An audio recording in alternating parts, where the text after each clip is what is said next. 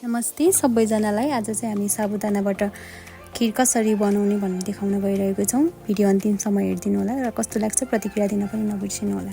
फर्स्टमा चाहिँ हामीले यो भिडियो खिच्न अलिकति मिस गऱ्यौँ। हामीले चाहिँ साबुदाना अगाडि नै भिजाएर राखिसकेको थियौँ। साबुदानालाई चाहिँ धोएर अनि 10 देखि 15 मिनेट अथवा 20 मिनेटसम्म भिजाएर राख्न सक्नुहुन्छ।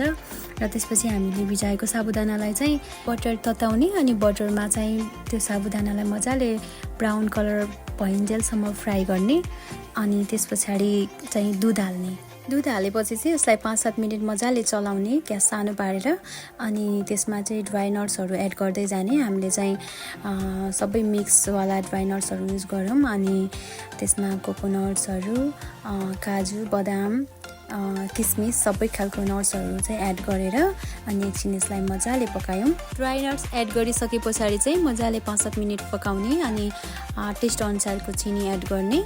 अनि हामीले चाहिँ यहाँ चिनी सँगसँगै थोरै ल्वाङ सुकमेल पनि राख्यौँ। त्यो चाहिँ नराख्दा पनि हुन्छ। अनि हामीले चाहिँ मरिचको पाउडर पनि थोरै राखेका छौँ। अब चाहिँ लगभग हाम्रो खिर रेडी भइसकेको छ। पाक्दै गएपछि चाहिँ यो बाक्लो हुँदै जान्छ अनि तपाईँहरूले थोरै हातमा लिएर साबुदानालाई चेक गर्न पनि सक्नुहुन्छ। अब चाहिँ हाम्रो लगभग यो रेडी भइसकेको छ र यसलाई चाहिँ हामीले अब सर्भ गर्नेछौँ। यसरी चाहिँ हाम्रो खिर खानको लागि रेडी भयो।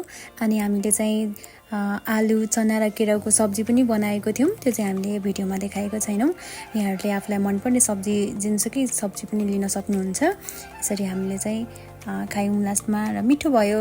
भिडियो हेरिदिनु भएकोमा एकदम धेरै धन्यवाद।